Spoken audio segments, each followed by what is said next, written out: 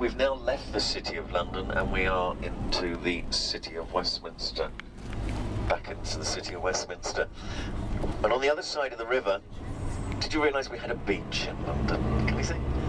See the beach there? Oh, several beaches. That's the classy beach, and that's the not so classy beach now. Anyway, all the modern buildings on the other side of the river make up the South Bank Arts and Entertainment Complex, and you can walk all the way from the London Eye. Can you see the Ferris wheel? All the way along there, where there's loads of restaurants, bars, and clubs and things like that. Not clubs, but things happening over there, especially at the weekend. National Theatre there. If you like theatre, they do a special ticket price for Mondays, which is £10 a ticket. And you see a really good performances in the National Theatre. And to be honest, guys, theatre last week was really busy, but next week and the week after it's going to be a lot quieter with people in London, tourists. And if you like the theatre, you can normally turn up at the theatre at 7:15 and say, look, I'm a student, have you got any tickets left? And they'll do anything to have people on seats, so you can get really good reductions. This bridge here, the widest span of any of the bridges crossing the River Thames, and it's called Waterloo Bridge. You know what Waterloo Bridge commemorates? The Battle of Waterloo, which occurred in 1815, when the British Army under the command of the Duke of Wellington defeated Napoleon. That was a bit slow on the uptake there. Are you going to Paris at all when you're here? Yeah. Oh, please, if you go to Paris, do remember to do that hurrah bit beating Napoleon when you go up the Champs-Elysees, because the French find it oh so amusing. I hope you can run really fast if you do it. Now, the London Eye, which you can just about see, it's not the biggest Ferris wheel in the world anymore. There's a couple bigger, one in Singapore and one in China now, but the views from the top on a clear day are pretty impressive. In fact, when you're at the top of that, you can see about 20 miles in all directions around. It's moving very slowly. It takes it takes 30 minutes to complete the circuit. And each one of those pods on it can hold up to a maximum of 25 people, and there are 32 of them on there, so there's about 800 people at any one time can travel on the London Eye. Now, when the London Eye was constructed or planned, they harnessed the power of the tides, because 60% of all the power needed to turn that comes from tidal generators in the River Thames. And I mean, you see this building here on the right, this is our Ministry of Defence. Your equivalent would be the Pentagon.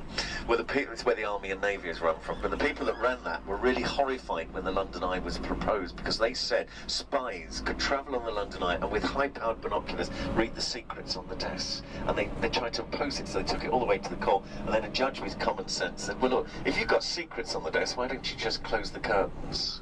And that's what they do now. This building on the right, see this red brick building? It's called Scotland Yard. It used to be the headquarters of the Metropolitan Police Force in London. No longer is. It's the one that you see in movies of Sherlock Holmes, you know, that fictional detective, but it's now used by our politicians. But what we're doing now, we're coming into Parliament Square, and this is the heart of government of this country. And this time we are going to find somewhere so we can stop the coach and get out and have a walk round. Anyway, this building on the left is the Houses of Parliament. It's where we like to think our laws are made. It's a Victorian building because the old Palace of Westminster that was being used by the politicians was burnt down in a fire in 1834. So this end of the building with the clock tower on it, and you've got the clock tower, that's the House of Commons end of the building. It's where the elected members of Parliament have their debating chamber, 650 of them. And at the other end of the building is the Victoria Tower with the flag flying from it. That's the Queen's part of the building, because the Queen is still very much part of our legislative process. Every bill passed there has to have the Queen's assent.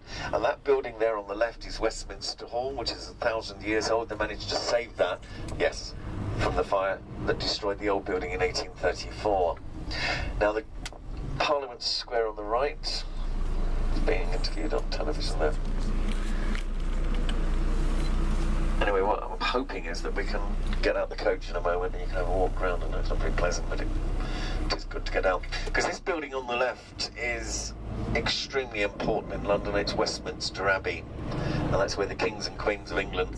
So next turning on the right there with that open top office thing. This is Westminster Abbey. This is where, say, the kings and queens of England have been crowned since 1066, and it's also where so many famous people are buried, like 17 English kings and queens are buried in there. Edward I, the king of the Braveheart movie, daughters of Henry VIII, Mary and Elizabeth, and it's also where Charles Darwin, Charles Dickens, Isaac Newton, and also most of David Livingstone. Have you heard of David Livingstone, the explorer? He loved Africa and he died in Africa in the 1860s, and as he lay dying, the last words David Livingstone ever said was, he said, "I want my heart to be buried in Africa." And I always believed that he wanted his body to be buried in Africa, but what did the people around him do while he was still warm? They cut out his heart, buried that in Africa, and then FedEx the rest of his body back to be buried in Westminster Abbey.